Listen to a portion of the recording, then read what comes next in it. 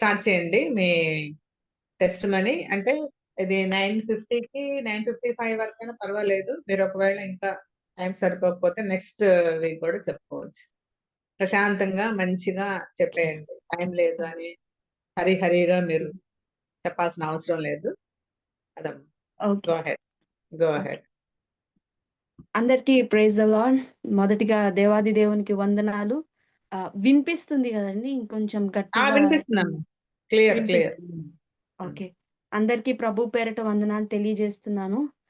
మరి వందనాలమ్మా. నాకీ అవకాశం ఇచ్చిన దేవాది దేవునికి వందనాలు. మరి నేనైతే యోగ్యురాలిని గాను. నాకంటే గనులు గొప్పవారు ఎంతోమంది ఇందులో ఈ గ్రూప్‌లో ఉన్నారు. మీటింగ్‌లో మరి అల్పురాలినైన నాకు ప్రభు ఇచ్చిన ఈ అవకాశంను బట్టి ప్రభువుని నేను ఎంతగానో స్తుతిస్తున్నాను. మరి నాకు రిబ్కా అక్క ద్వారా ఈ అవకాశాన్ని దేవుడు కల్పించారు. ఓకే. హ్మ్. ప్రభు పేరట అందరికీ వందనాలు తెలియచేస్తున్నాను. అయితే ఒక చిన్న వాక్య భాగం చదువుకుందాము. తర్వాత నేను నా సాక్ష్యంలోనికి వెళ్తాను. కొరింథీయులకు రాసిన రెండవ పత్రిక, అపోస్తలుడైన పౌలు గారు కొరింథీయులకు రాసిన రెండవ పత్రిక, రెండవ అధ్యాయము 14వ వచనం. కొరింథీయులకు రాసిన రెండవ పత్రిక, రెండవ అధ్యాయం 14వ వచనం. మా ద్వారా ప్రతి స్థలమందును క్రీస్తును గూర్చిన జ్ఞానం యొక్క సువాసనను కనుపరచుచు, ఆయన యందు మమ్మను ఎల్లప్పుడూ విజయోత్సవముతో ఊరేగించుచున్న దేవునికి స్తోత్రము. ఇంకొకసారి చదువుకుందామండి. మా ద్వారా ప్రతి స్థలమందును క్రీస్తును గూర్చిన జ్ఞానం యొక్క సువాసనను కనుపరచుచు, ఆయన యందు మమ్మను ఎల్లప్పుడూ విజయోత్సవముతో ఊరేగించుచున్న దేవునికి స్తోత్రము. చిన్న ప్రార్థన చేసుకుందాం. మహాపరిశుద్ధుడా, మహోన్నతుడ, గొప్ప దేవుడా యేసయ్య, మీకే వందనాలు, స్తోత్రాలు చెల్లించుకుంటున్నాం ప్రవ్వా. ప్రేమగల ప్రియ పరలోకపు తండ్రి, మీకే వందనాలు అయ్యా. ఈ రాత్రికాల సమయంలో ప్రవ్వా, అయ్యా వేకప్ గర్ల్స్ ఈ జూమ్ మీటింగ్‌లో ప్రవ్వా, మరి అల్పురాలినైన నాకు మీరిచ్చిన అవకాశంను బట్టి నీకే వందనాలు అయ్యా. ప్రభా, పాపంలో, శాపంలో ప్రవ్వా, జిగటగల దొంగ ఊబిలో కూరుకుపోయిన నన్ను ప్రవ్వా, అయ్యా నీ ప్రేమతో, నీ హస్తముతో ప్రవ్వా నన్ను పట్టుకుని నా పాపం నుండి లేవనెత్తి ప్రవ్వా, అయ్యా నీ కొరకు జీవించే కృపను ప్రవ్వా, నీ బిడ్డను అనిపించుకునే యోగ్యతను, ఆధిక్యతను మీరు నాకు అనుగ్రహించారు. నీకే వందనాలు. ప్రభా, ఏ విధంగా మీరు నన్ను లేవనెత్తారో ప్రభా, రక్షించుకున్నారో ప్రభా, ఈ బిడ్డలకు నేను తెలియజేస్తున్నప్పుడు అయ్యా, నన్ను పూర్తిగా మీ సిలువ చాటున మరుగుపరుచుకోండి. అయ్యా, మీ నోటి బూరగా నన్ను వాడుకుని ప్రభా, మీరే మాట్లాడమని ప్రభా, ప్రభా నా జీవితం ప్రభా ఇక్కడ వింటున్న ప్రతి ఒక్కరికి ప్రభా దీవెనకరంగా చేయమని వేడుకొనుచున్నాను. ప్రభా, నేను చేయబడాలి. యేసయ్య, మీరు మాత్రమే ప్రభా అయ్యా గనపరచబడాలి. మీరు మాత్రమే ప్రభా అందరికి కనబడాలి ప్రభా. అయ్యా, నన్ను పూర్తిగా నీ స్వాధీనంలోనికి అప్పగించుకుంటూ ప్రభా, ఎటువంటి ప్రభా మరి కరెంట్ ఇబ్బంది గానీ, లేకపోతే నెట్‌వర్క్ ఇష్యూస్ గానీ ఏమీ లేకుండా ప్రభా, వినే ప్రతి ఒక్కరికి ప్రభా అయ్యా మీరు కనిపించమని, మీ మాటలు వినిపించమని వేడుకొనుచు నజరేయుడును పరిశుద్ధుడునైన యేసుక్రీస్తు ప్రభువు నామములో దీన మనసుతో అడిగి వేడుకొని పొందుకొని ఉన్నాం పరమ తండ్రి. ఆమేన్. ఆహ్, అందరికి మరి ఒకసారి నా పేరు షారోన్ రోజా. మాది ఆహ్, నేను పుట్టింది పెదపూడి అనే ఒక గ్రామం. అది ఆంధ్రప్రదేశ్ రాష్ట్రంలో తూర్పుగోదావరి జిల్లాలో తూర్పుగోదావరి జిల్లాలో ఒక చిన్న గ్రామమది.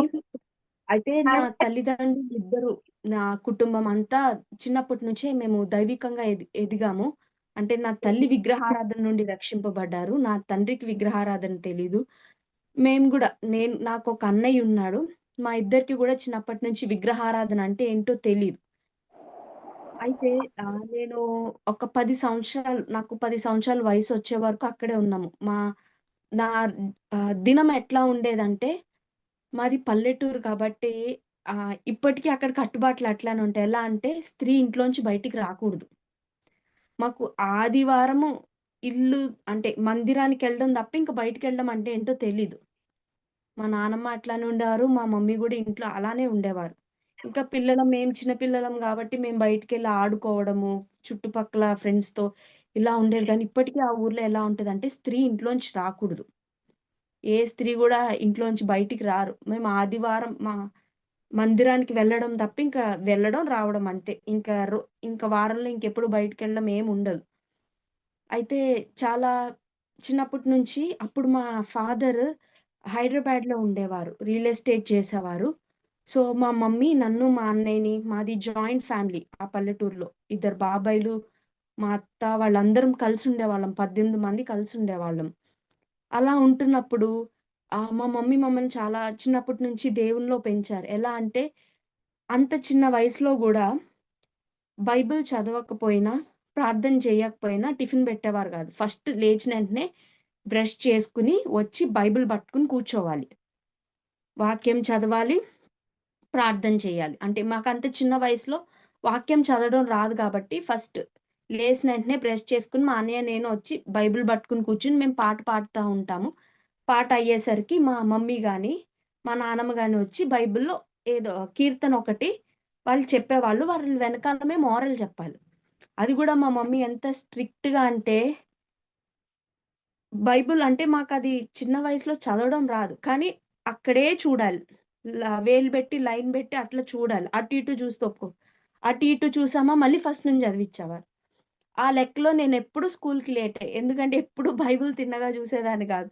అటు ఇటు చూసుకుంటూ చెప్పేదాన్ని. మా మమ్మీ చివరి వచనం వరకు చూసి లాస్ట్ లైన్ అంటే నేను రెండో వచనం చెప్పేసరికి అటు ఇటు చూసినా అక్కడ ఆపేవారు కాదు. లాస్ట్ లైన్‌కొచ్చారు మళ్ళీ అదిగో నువ్వు పక్కకు చూసాను మళ్ళీ ఫస్ట్ నుంచి మొదలుపెట్టేవారు.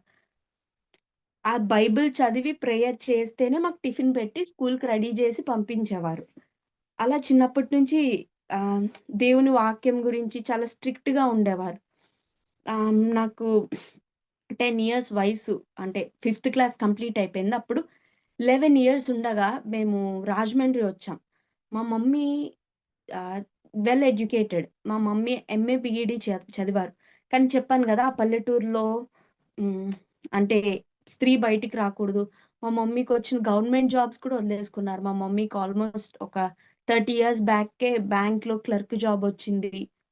కోర్ట్‌లో టైపిస్ట్ పోస్ట్ వచ్చింది. మా మమ్మీ ఆ టైంలోనే ఆహ్, అప్పుడు అదేంటి East Godavari district typist competitions పెడితే షార్ట్ హ్యాండ్ ఫస్టొచ్చారు. సో, గవర్నమెంట్ జాబ్స్ వచ్చాయి. కానీ చెప్పాను గదా! పల్లెటూర్లు అన్నీ అదొక రకమైన కట్టుబాట్లు. అక్కడ వేరే పద్ధతులు, సాంప్రదాయాల వల్ల వచ్చిన గవర్నమెంట్ జాబ్స్ గూడా వదిలేసుకొని అంత చదివినా గూడా అదే పల్లెటూరులో వంట చేసుకుంటా ఆ వంటగదికే పరిమితమైతూ అలాగే ఉన్నారు. అయితే లేదు ఆహ్, ఇక్క ఆ ఊర్లోనే ఉండిపోతే పిల్లల భవిష్యత్తు ఏమైపోతదో అని నా గురించి, మా అన్నయ్య గురించి లేదు వీళ్ళకి ఇంకా మంచి చదువులిప్పించాలి లేదు. అనే ఉద్దేశంతో మా నేనంటున్నాను. పిన్ని, మా మమ్మీని తెలీదు. లేదు నువ్వు చదువుకున్నావు గదా!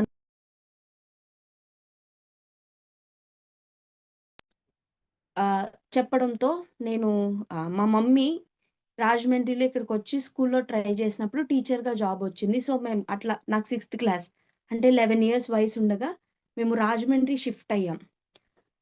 అప్పటి వరకు నేను ఊర్లో ఉన్నప్పుడు సండే స్కూల్‌కెళ్ళేదాన్ని. దేవుడు, స్కూలు ఆహ్, చర్చ్ ఇంక ఇవి తప్ప మాకు వేరే ఏం తెలీదు. సాయంత్రం వచ్చిన తర్వాత ఆడుకోవడం, చదువుకోవడం. నేను చాలా చదివేదాన్ని.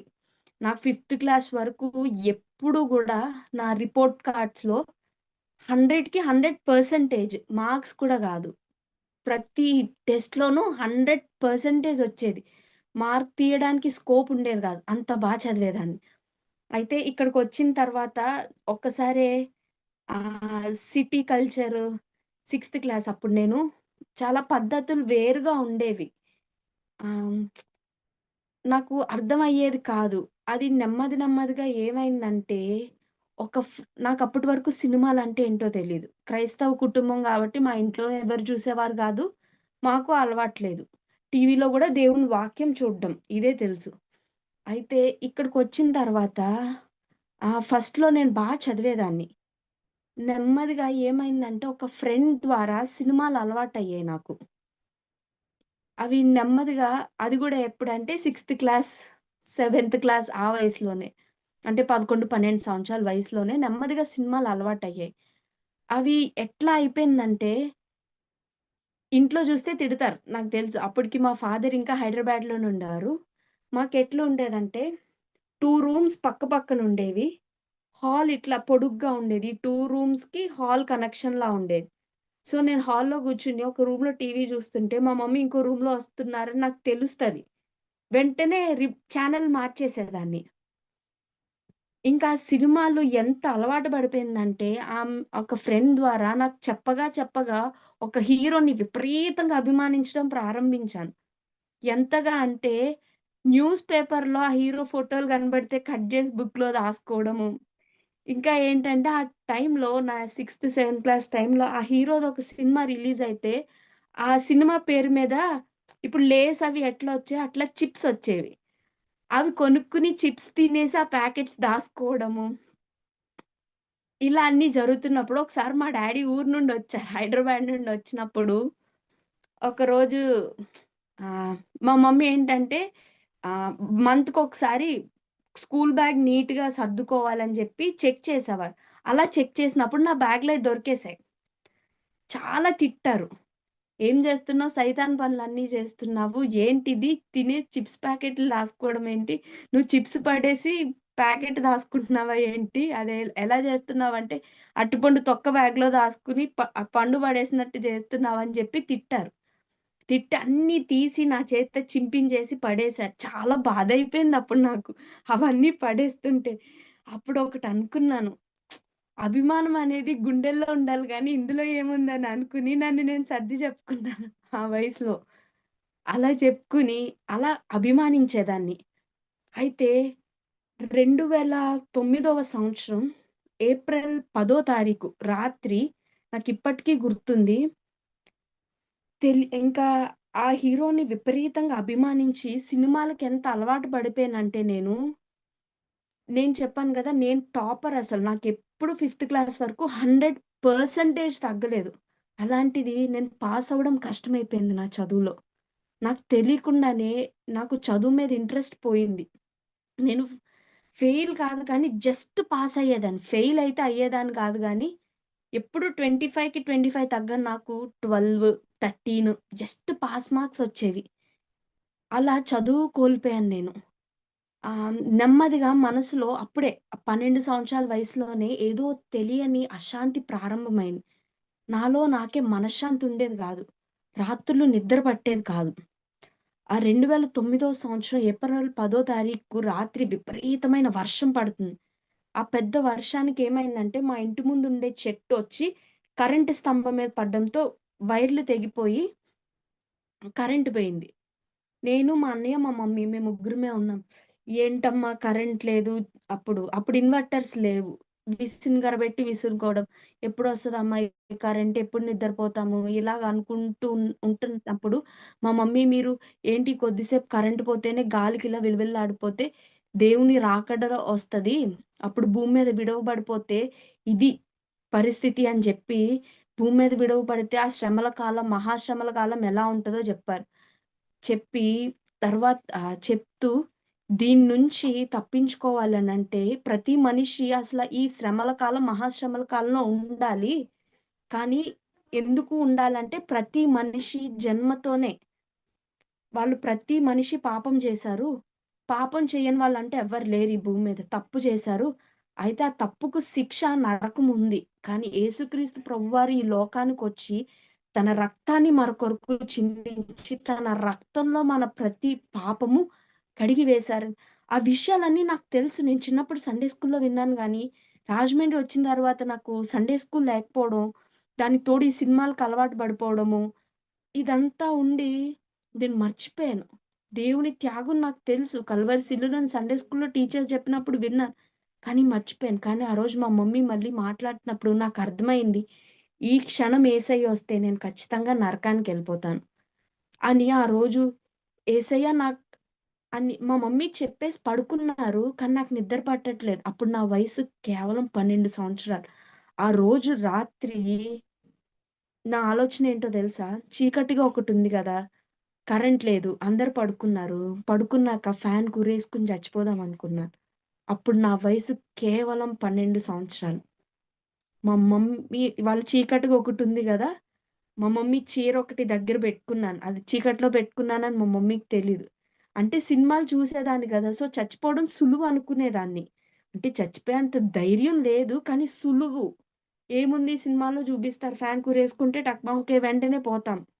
మనశ్శాంతి లేక చనిపోదామని. ఆ రోజు రాత్రి నా యొక్క ప్లాన్. అయితే ఆ రోజు రాత్రి మా మమ్మీ అలా చెప్పి పడుకున్నాక,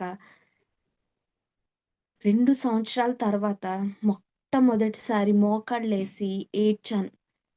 దేవా! ఈ క్షణం నువ్వొస్తే నేను ఖచ్చితంగా నరకానికెళ్ళిపోతాను. నాకు తెలుసు.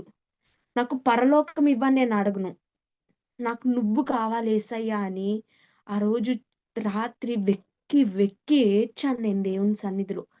నాకు నాకు నరకంకెళ్ళాలని లేదు ప్రభా! అలా అని పరలోకంలో ఉండే అర్హత నాకు లేదు. కానీ నాకు యేసయ్య నువ్వు కావాలి. నాకు పరలోకం ఇస్తావా? ఇవ్వవా తర్వాత. నాకు నువ్వు కావాలి యేసయ్య.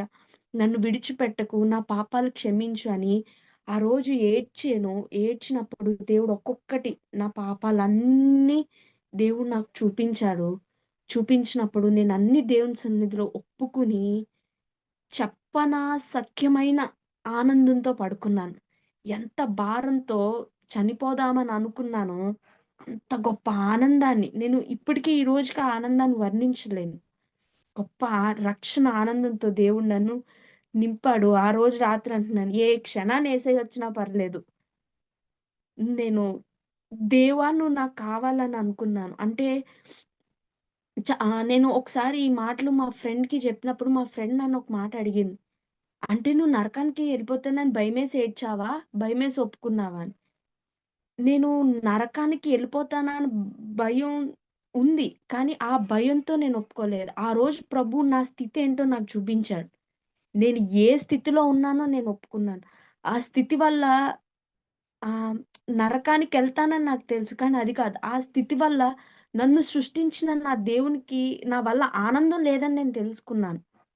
ఈ భూమి మీద నేనెవ్వరిని సంతోషపెట్టాల్సిన అవసరం లేదు. నన్ను సృష్టించిన దేవుడు, నన్ను కన్న తల్లిదండ్రులు తప్ప. ఆ రోజు రాత్రి నాకదే అర్థమైంది. నన్ను సృష్టించిన దేవుడు, నా కొరకు తన ప్రాణాన్నర్పించిన దేవునికి నా వల్ల సంతోషం లేదు. నేను దేనికి ఉపయోగపడట్లేదు నా దేవునికి అని ఆ రోజు రాత్రి అర్థమైంది. నేను భయపడి నరకానికెళ్తానని గాదు. నా దేవునికి నేను ఉపయోగపడాలి. ఉపయోగపడడం గూడా గాదు. నా దేవుడు నన్ను బట్టి ఆనందించాలి చాలు. అది ఆ రోజు దేవుడు ఆ రోజు రాత్రి నా స్థితి నాకు చూపించాడు. దేవుడు గొప్ప ఆనందంతో నింపాడు. మారు మనసుని అనుగ్రహించాడు. అయితే వీటి పాపాల్ని అంటే అప్పటి వరకు సినిమాలు చూసేదాన్ని కదా! టక్కుమని ఒకేసారి మానేయాలంటే కొంచెం కష్టమైపోయేది. కానీ మానడానికి చాలా ప్రయత్నం చేశాను. వస్తే టీవీ ఆఫ్ చేసేయడము, బయటికెళ్ళిపోవడము. ఈవెన్ అప్పటి నుంచి న్యూస్ చూడడం స్టార్ట్ చేశాను. న్యూస్‌లో గూడా మధ్య మధ్యలో ఈ సినిమా అడ్వర్‌టైజ్‌మెంట్‌లొస్తే చాలా కంట్రోల్ చేసుకునేదాన్ని. అలా ఆహ్, ఒక సంవత్సరం పాటు మారుమనసు పొందినా గూడా నేను బాప్తిజంలోనికి రాలేదు. ఎందుకంటే ఒక్కొక్కసారి జయించేదాన్ని, ఒక్కొక్కసారి జయించలేకపోయేదాన్ని. ఇంకా ఇలా కాదు దేవుని కోసం నిలబడాలి, బాప్తిజంలోకి రావాలని దేవుడిని అడిగాను. దేవా! నాకు సహాయం చేయండి. నేను జయించలేకపోతున్నాను. మీరు నాకు సహాయం చేయండి. అప్పుడు నేను సంపూర్ణ రక్షణ ఆనందంలోనికొస్తాను. బాప్తిజం తీసుకుంటానని దేవుని సన్నిధిలో ప్రార్థించినప్పుడు, ఒక సంవత్సర కాలంలో అంటే నాకు 13 సంవత్సరాల వయసులో మరి నేను యేసు ప్రభువుని సంపూర్తిగా మారుమనసు పొందినప్పటికి నాకు సంవత్సరం టైం పట్టింది. బాప్తిజం తీసుకొని సంపూర్ణ రక్షణ ఆనందంలోనికి రావడానికి. అయితే ఆ రోజు నుంచి ఈ రోజు వరకు దాదాపు 14 సంవత్సరాలయింది. 2010 సంవత్సరం మే 28న నేను బాప్టిజం తీసుకున్నాను. మరి దాదాపు 14.5 సంవత్సరాలు దేవుడు తన కృపలో మరి దినదినం నడిపిస్తూ వచ్చారు. అట్లా అలా 10థ్ క్లాస్ వరకు 10థ్ క్లాస్‌లో గూడా. ఆ తర్వాత నుంచి చదువులో నెమ్మదిగా నేను దేన్నైతే కోల్పోయానో దేవుడు దాన్ని నాకు మరలా అనుగ్రహించారు. 10థ్‌లో మా స్కూల్ థర్డ్ టాపర్‌గా నన్ను దేవుడు నిలబెట్టాడు. దేన్ని కోల్పోయానో జయించే శక్తిని దేవుడు నాకు అనుగ్రహించాడు. అంటే నా వలన అయ్యేది కాదది. దేవుడే తన కృపను అనుగ్రహించి నెమ్మదిగా ఆహ్, పాపాన్ని జయించడము, ఇవన్నీ దేవుడు అట్లా నడిపించాడు. ఇంటర్మీడియేట్‌కొచ్చేసరికి హ్మ్. నాకు చాలా ఆశుండేది. అంటే దేవుని కోసం వాడబడాలి, దేవుని కోసం చెయ్యాలి అని. కానీ నేను జాయిన్ అయిన కాలేజ్‌లో అది ఎలా చేయాలో అర్థమయ్యేది కాదు. కానీ ప్రార్థన చేసేదాన్ని. అప్పుడు ఒక అమ్మాయి తను వైజాగ్ నుండొచ్చి ఇక్కడ రాజమండ్రి హాస్టల్‌లో జాయిన్ అయినప్పుడు నేను తనని గమనించాను. తనేం చేసేదంటే లంచ్ బ్రేక్ టైమ్‌లో భోజనం చేసేసి వెళ్లి తనొక్కతే బైబిల్ చదువుకొని ప్రేయర్ చేసుకునేది. ఆ అమ్మాయిని చూసి నేనడిగాను, "నేను గూడా నీతో జాయిన్ అవ్వొచ్చా" అని. జాయిన్ అవ్వు అని అడిగింది. అలా మేమిద్దరం ప్రార్థన చేసుకునేవాళ్ళం. దేవా ఒక్కరిని ఇద్దరుగా చేశావు. అలా ఈ ప్రేయర్ గ్రూప్‌ని బ్లెస్ చేయండి అని అలా ప్రేయర్ చేసుకుని, నెమ్మదిగా మేము క్రిస్టియన్స్ ఉంటే వాళ్ళని ఇన్వైట్ చేయడము. నాన్ క్రిస్టియన్స్ వాళ్ళంతట వాళ్ళే రావడం. అలా మా ఇంటర్ ఫస్ట్ ఇయర్ అయ్యేసరికి అలా ఆ అమ్మాయి ఒక్కటి దాంతో స్టార్ట్ అయింది. దాదాపు 13 మంది అయిపోయాం. 13 మంది అయ్యేసరికి ఇంక మా వైస్ ప్రిన్సిపల్ అది జూసి, వీళ్ళు ఒక మినీ చర్చ్ స్టార్ట్ జేసేలా ఉన్నారు ఈ హాస్టల్ రూమ్‌లో అని, ఏం జేశారంటే అప్పుడు డే స్కాలర్స్, హాస్టలర్స్‌కి కలిపి ఉండేది ఒకే క్యాంపస్. సెకండ్ ఇయర్ ప్రిన్సిపల్‌తో మాట్లాడి, డే స్కాలర్స్ అందరిని వేరే క్యాంపస్‌కి, వేరే బిల్డింగ్‌కి షిఫ్ట్ చేసేశారు. ఆయన ఉద్దేశ్యం ఏంటంటే, ఇది కంటిన్యూ చేయనీయకూడదు. ఇదొక మతంలా స్టార్ట్ అయిపోతుంది. ఆయన పక్కా హిందూ. సో, ఇది ఇట్లానే కంటిన్యూ జేస్తే నెమ్మదిగా ఏమైందంటే, చిన్న రూమ్‌లో స్టార్ట్ అయింది కాస్త మాకు 13 మంది అయ్యేసరికి ప్లేస్ సరిపోక, ఆ హాస్టల్ గూడా 2 బీహెచ్‌కే వాళ్ళు రెంట్‌కి తీసుకున్నారు. రూమ్‌లో నుండి కాస్త హాల్లోకొచ్చాం. సో, ఇంకా ఆయనకి అది నచ్చక మమ్మల్నందరిని వేరే బ్లాక్‌కి షిఫ్ట్ చేసేశారు.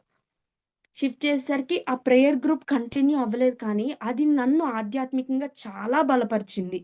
వ్యక్తిగతంగా నన్ను ఆహ్, ఆ తర్వాత గూడా వేరే బ్లాక్‌కి షిఫ్ట్ చేసినా గూడా నాన్ క్రిస్టియన్స్ కొంతమందొచ్చారు. వచ్చారు గదా! వాళ్ళు గూడా అంటే మాకు ప్రేయర్ జేసుకోవడానికి దొరికేది కాదు గానీ, లంచ్ బ్రేక్‌లో కూర్చొని దేవుని కోసం మాట్లాడుకోవడము. ఆ ఆదివారం నేను విన్న వాక్యం వాళ్ళకి చెప్పడము. అలా దేవుడు చాలా సహాయం చేశారు ఇంటర్మీడియేట్‌లో బలపరచబడ్డానికి. అంటే ఇప్పుడు వాళ్ళెవ్వరూ కాంటాక్ట్‌లో లేరు. కానీ తెలుసు అక్కడ విత్తబడిన విత్తనం ఖచ్చితంగా ఫలించబడతది. ఖచ్చితంగా ఎవరో ఒకళ్ళ నాన్ క్రిస్టియన్స్ ఒక్కళ్ళైనా రక్షింపబడి ఉంటారని నా విశ్వాసం. అదలా ఉన్నప్పుడు ఆ తరువాత బీటెక్ జాయిన్ అయ్యాను నేను. బీటెక్ జాయిన్ అయినప్పుడు ఇది నా లైఫ్‌లో చాలా ఇంపార్టెంట్ ఫేజ్. దేవుడు చాలా నేర్పించుకుంటూ వచ్చారు. ఒకటి కాదు, 2 కాదు. నా చదువా పక్కన పెడితే, నిజంగా జీవితం అంటే ఏంటి అనే విషయం నాకు బీటెక్‌లో అర్థమైంది. అప్పటి వరకు నేను అప్పటి వరకు కాదు. ఈవెన్ నా మ్యారేజ్ ముందు వరకు గూడా ఎట్లా అంటే తల్లిదండ్రుల చాటు బిడ్డ. నాకు బయట ప్రపంచం తెలీదు. నాకు చర్చి, ఇల్లు తప్ప వేరే ఏమీ తెలీదు. చర్చు, ఇల్లు చదువుకునేటప్పుడు ఆ కాలేజ్. ఇంతకు మించి మాకు బయటికెళ్ళడం, బయటికి తిరగడం, ఫ్రెండ్స్ ఇంటికెళ్ళడము, లేకపోతే ఈవెన్ బంధువుల ఇంటికి గూడా మా మమ్మీ, డ్యాడీ వస్తేనే వెళ్ళేవాళ్ళం. అలాగే పంపించేవారు. ఒక్కదాన్ని పంపించడము ఇట్లా ఉండేది కాదు. అయితే ఆహ్, నేను రాజమండ్రిలో డాక్టర్ జాన్ వెస్లీ గారి క్రైస్ట్ వర్షిప్ సెంటర్‌కి వెళ్తా ఉండేదాన్ని. మేమిప్పటికి అదే సంఘానికెళ్తున్నాము. అలా ఉన్నప్పుడు యూత్ మీటింగ్ ద్వారా మాకు బ్లెస్సీ అక్క యూత్ మీటింగ్ లీడ్ చేసేవారు. యూత్ మీటింగ్‌లో నేను చాలా విషయాలు నేర్చుకున్నాను. అంటే ఆధ్యాత్మిక జీవితం కట్టబడ్డం విషయంలో, యవ్వనస్తురాలిగా ఎలా ఉండాలి? లోకంలో వచ్చే ఈ శోధనలు ఎలా ఫేస్ చేయాలి? ఎలా జయించాలి అని. అలా శోధనలు ఎదుర్కొంటూ ఉన్నప్పుడు దేవుడు నాకు బీటెక్‌లో జాయిన్ అయ్యేసరికి నేను 10థ్ వరకు నేను ఏ స్కూల్‌లో చదివానో అదే స్కూల్‌లో మా మమ్మీ టీచర్‌గా చేశారు. Intermediate girls campus. బీటెక్ ఒక్కసారే కో ఎడ్యుకేషన్. నాకు చాలా కొత్తగా అనిపించేది. ప్రపంచం చాలా వింతగా అనిపించేది. ఎలా ఉండేదంటే, నాకు తెలిసి తెలియదు ఇంకా బీటెక్ నాకు పూర్తిగా అర్థమే కాలేదు. ఒక భయంకరమైన శోధన ఎదుర్కొన్నాను. ఈ రోజుకి నా తల్లిదండ్రులకు కానీ ఎవ్వరికీ ఆ శోధన తెలీదు. కానీ దేవుడు నన్ను ఎలా తప్పించాడనేది నేను ఫస్ట్ టైమ్ నేను షేర్ చేసుకుంటున్నాను ఈ విషయము. ఎందుకంటే దీనివల్ల ఒక్కర్ల యవ్వనస్తురాలన్నా ఆ పరిస్థితి గుండా ఎళ్ళినప్పుడు దేవుడు వాళ్ళకి ఆ పరిష్కారాన్ని చూపిస్తున్నాడని తెలియజేయడానికి ఈవెన్ ఈ రోజుకి గూడా నా తల్లిదండ్రులకు తెలీదు. ఎంత భయంకరమైన శోధన అంటే ఒక అబ్బాయి ద్వారా నేను ఎదుర్కొన్నాను. పేరుకి క్రిస్టియనే ఆ అబ్బాయి. ప్రేమిస్తున్నా, ప్రేమిస్తున్నా అని తిరిగి ఎలాంటి వాడంటే భయంకరమైన త్రాగుబోతు, డ్రగ్స్ అలవాటు. అమ్మాయిల్ని శారీరకంగా వాడుకుని ఆ వీడియోలు పెట్టి డబ్బుల కోసం బెదిరించేవాడు అమ్మాయి. ఆ అబ్బాయి ప్రేమిస్తున్నానని తిరిగాడు. నాకు ఫస్ట్‌లో ఆ అబ్బాయి అలాంటోడని గూడా నాకు తెలీదు. త్రాగుతాడని తెలుసు. చెడ్డ క్యారెక్టర్ అని కాలేజ్‌లో మాట్లాడుకునేవారు. చాలా సార్లు సస్పెండ్ అయ్యాడు. ఇలా మాట్లాడుకునేవారు. దానికి తగ్గట్టు ఆ అబ్బాయి వాళ్ళ ఇల్లు మా ఇంటికి దగ్గరేనంట. నాకు తెలీదు. రోజు నా స్టాప్ దగ్గర దిగడము, నన్ను ఇబ్బంది పెట్టడము, చాలా భయమేసేది. ఒకసారయితే ఇంటి ముందుకొచ్చి ఆగిపోతే నేను మాది ఇల్లు ఫస్ట్ ఫ్లోర్‌లో ఉన్నప్పుడు ఇలా కర్టెన్ తీసి చూడగానే ఇంటి కిందుంటే గుండె ఆగిపోయింది నాకు. చాలా భయమేసేది. ఎలా తప్పించుకోవాలో అర్థమయ్యేది కాదు. ఆహ్, ఇంట్లో చెప్తే ఎట్లుంటదంటే మా డ్యాడీకి ఇలాంటివంటే కొంచెము అంటే ఏ తల్లిదండ్రులు ఒప్పుకోరు. మా డ్యాడీ ఇంక ఇలాంటివుంటే "నువ్వు చదువు మానే" అనేస్తారు. ఖచ్చితంగా "నువ్వు చదువు మానేసేయి" అని ఇంట్లో కూర్చోబెట్టేస్తారు. చెప్తే చదువు మానిపించేస్తారు. ఏం చేయాలి? నాకప్పుడు లోక జ్ఞానం గూడా లేదు. ప్రపంచం ఇలా ఆ అబ్బాయి గురించి అట్లా అని తెలిసినప్పుడు గుండె ఆగిపోయింది నాకు. ఏంటి ఇలా ఉంటారా మనుషులు? ఇలా ఉంటారా యవ్వనస్తులని? ఫస్ట్ టైమ్ విన్నాను నేనది. ఎంత ఏడ్చానో దేవా! నన్ను ఎలాగన్నా తప్పించు. నువ్వు ఎలాగన్నా తప్పించు. లేకపోతే నేను చదువన్నా మానేస్తాను. నన్నక్కడి నుంచి బయటికి తీసుకొచ్చేయి. నా వల్ల కాదు. నాకు కాలేజ్‌కి వెళ్ళాలంటే భయమేసేది. అలాంటి పరిస్థితిని దేవుడెంత ఆశ్చర్యకరంగా తప్పించాడంటే, కాలేజ్ వాళ్ళు ఏదో సంఘటన జరిగి ఆ అబ్బాయిని ఏకంగా డిస్మిస్ చేసేసారు. ఇంకా కాలేజ్‌కి రావడం మానేసాడు. హత్ అంతే గాదు కాలేజ్ రావడం మానేసాడని తెలియగానే హమ్మయ్య! దేవుడు భలే తప్పించాడు అని అనుకుంటే, అనుకున్న 2 నెలలకి మళ్ళీ మా స్టాప్ దగ్గర ప్రత్యక్షమయ్యాడు. ఏంటి ప్రవ్వా అయిపోయింది. నాకు మళ్ళీ తప్పించు ప్రవ్వా. వెళ్తుంటే పిలవడము, కాలేజ్‌లో వేరే వాళ్ళని యూజ్ చేసుకొని చాక్లెట్స్ పంపించడము, చాలా భయమేసేది నాకు. ఆ టైంలో దేవుడు నిజంగా అది కూడా ఎంత గొప్ప కార్యం చేశారంటే, వాళ్ళెలా మారిపోయారో తెలీదు. మా ఇంటికి దగ్గరలో వాళ్ళ ఇల్లు మారిపోయారు. దేవుడు నిజంగా ఆ శోధన నుంచి తప్పించాడు. లేకపోతే నిజం చెప్తున్నానండి, జీవితం సర్వనాశనం అయిపోయి ఉండేది నాది. దేవుడు నాకు నా జీవితంలో ఎదుర్కొన్న మొట్టమొదటి శోధన అదే. అది అంత భయంకరమైంది. దేవుడెంత గొప్పగా తప్పించాడంటే, దానికి కారణం నేను చెప్తాను.